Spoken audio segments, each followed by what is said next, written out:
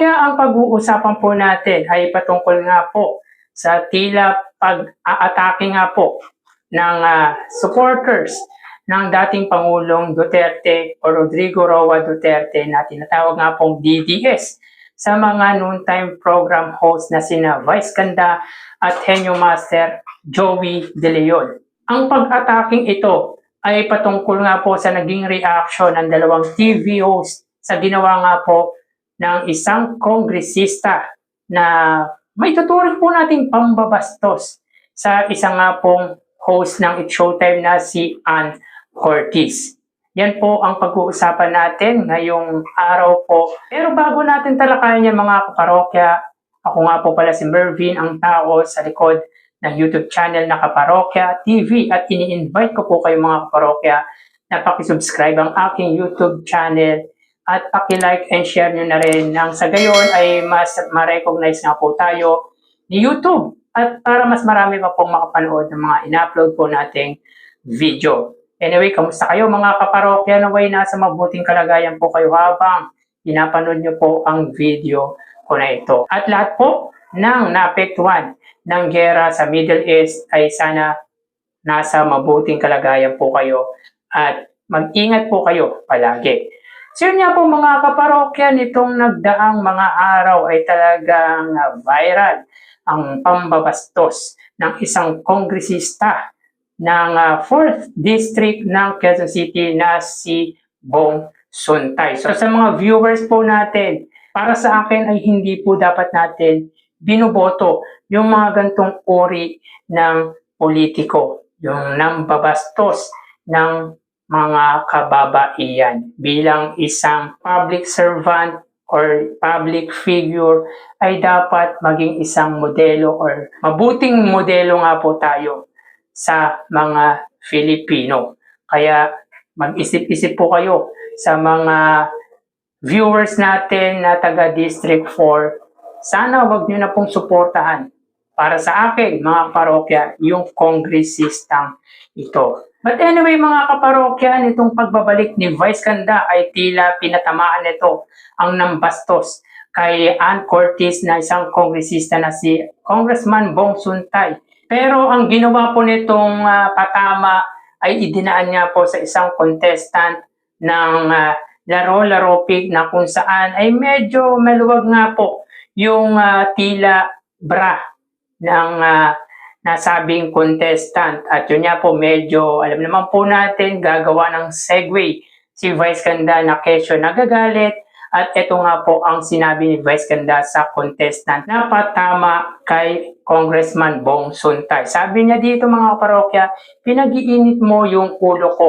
Napunta sa'yo yung visit ko kay Bong Suntay. Huwag mo nang ipakita, baka ma-imagine ka pa niya. Pag ikaw na-imagine niya, sinasabi ko sa'yo, hindi naman yun magsosorry sa'yo. So yun nga po mga kaparokya, yung tila patama ni Vice Ganda sa kongresista. At meron nga pong DDS supporter mga kaparokya ang tila tinira si Vice Ganda. Tulad nga po ng ginawa nito kay Jessica Soho na kung saan ayon kay Tio Moreno mga kaparokya, parang binalik po nito yung ginawang pambabastos ni Vice Ganda kay Miss Jessica Soho. Sabi nga dito ni Tio Moreno na kung saan pinatutungkulan nga po nito si Ann Curtis na tila nadadamay nga po or dinamay pa po nito ang Uncoverable Star Vice Ganda. So sabi nga po dito ni Tio Moreno, yeah, but she's a friend of Vice Ganda who cracked rape jokes in front of thousands of people and publicly body-shamed kapuso mo Jessica Soho. Ito nga po ay si Jessica Soho na tila pinastos daw ni Vice Ganda. Well mga kaparokya, yung ginawa nga po ni Vice Ganda na pambabastos kay Miss Jessica Soho, kahit hindi pa po katanggap-tanggap ng nakararami yon, ay at least humingi nga po ng paumanhin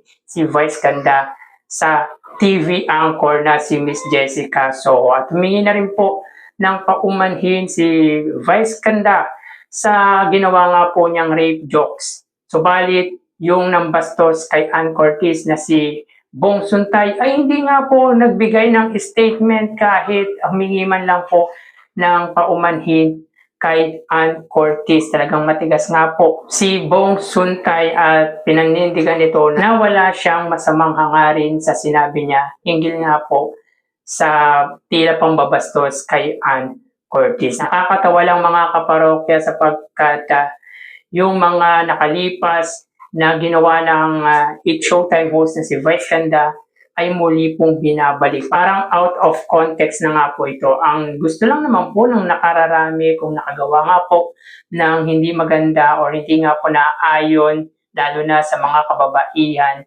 ay humingi ng paumanhin ang kongresista. Nga lang mga kaparokya, talagang todo atake at pagtatanggol nga po ang mga supporters ng mga DDS. Na instead nga po na magsimpatya ay criticize pa nga po si Ann Curtis ng mga sumusuporta kay dating Pangulong Duterte tulad nga po ni Teo Moreno. So sabi pa nga po dito ni Teo Moreno, Ann Curtis 2026, respecting women after all is simply basic decency.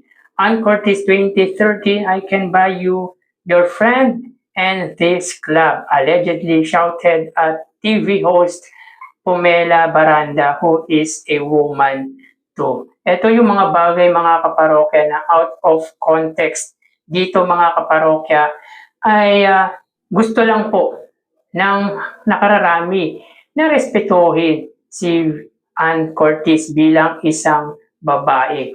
Pero para sa akin ay malayo na nga po at irrelevant na nga po ang mga pinagsasabi ng mga sumusuporta kay dating Pangulong Rodrigo Duterte.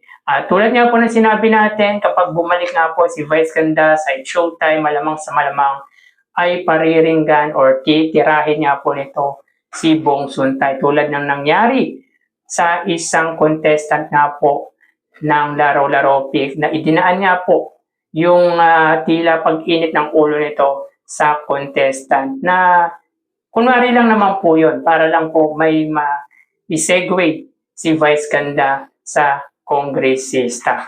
At di lang po yan mga kaparokya, even si Henyo Master Joey De Leon po ay nakatikim din po ng pambabash mula sa mga kritiko sa supporter ng mga Duterte. So yun nga po, last episode ng Eat Bulaga ay nagparinig nga po si Joey De Leon sa kongresista na kung saan ay ang isang contestant or participants nga po ng The Age is Right, ang pangalan po ay Bong, na kung saan ay ginamit naman po ni Henyo Master yung contestant para paringgan si Bong Suntay na respetuhin si Ann Curtis. At sabi nga dito ng ilang mga basher patungkol sa sinabi ni Henyo Master, sa'yo pa talaga galing yan.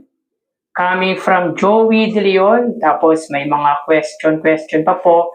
Tapos meron din po sabi dito, the audacity coming from Joey himself. Pero let's embrace the message and baka nagbago naman na din. So ano ba ang ibig sabihin ng mga ito?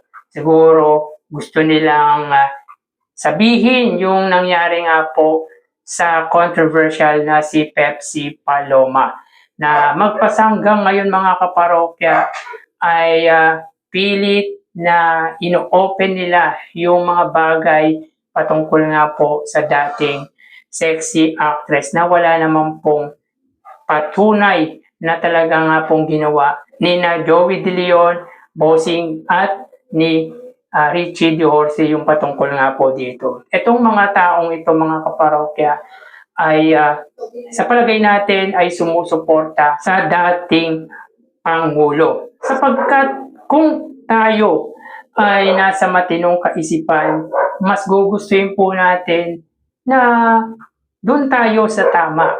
Hindi tayo lilinya sa alam naman po nating mali. Ang ginawa kay Ann Curtis ay patunay na pagtatanggol sa kasama nila sa industriya.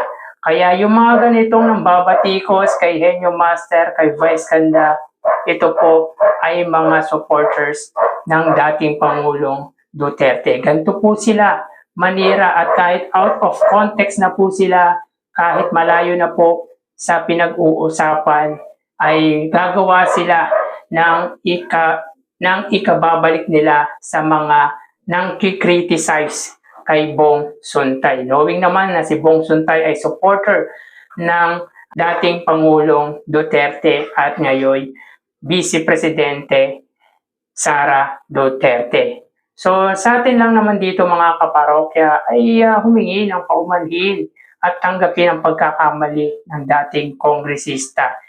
Yung nasabi nito ay nasabi na, tapos na. Pero ang paghingi na lang po ng paumanhin ang hinihintay, lalo na po ni Ann Cortez. Nga lang mga kaparokya, mukhang matigas po si Congressman Suntay na talagang pinipilit at talagang pinaninindigan nito na wala siyang masamang hangarin sa kanyang sinabi. Well, mga kaparokya, sabihin na po natin para sa kanya ay wala po siyang masamang sinabi about Ann Cortez. Subalit para sa mga kababaihan at kay Ann Cortez, even ayon sa pagkakaunawa natin, para sa atin ay kabastos-bastos nga po yun para kay Ann Cortez at sa mga kababaihan. So kaya sa lahat ng mga viewers natin na taga Quezon City, particular sa Quezon City District 4. Ako po ay taga Quezon City, pero sa Distrito 1 po tayo. Pero sa mga viewers natin na nanonood dito sa channel po natin, pag-isipan nyo pong mabuti kung iboboto nyo po yung ganitong klaseng politiko. Dapat ang isang public servant ay isang modelo. Kahit hindi po sila public servant, basta edukado po sila, dapat ay maging mabuting ehemplo sa kabataan at sa mga Filipino. Okay lang po sana kung ordinaryong tao ang nagsabi ng ganyan ay medyo kahit paano maiintindihan mo. Pero siya ay nasa posisyon, siya ay isang public servant at magsasalita siya ng tila kabastos-bastos sa kapwa niya. So kayo mga parokya, anong masasabi nyo patungkol nga po dito? So hanggang dito na lang po tayo. Magsingat po tayo palagi. Thank you and God bless.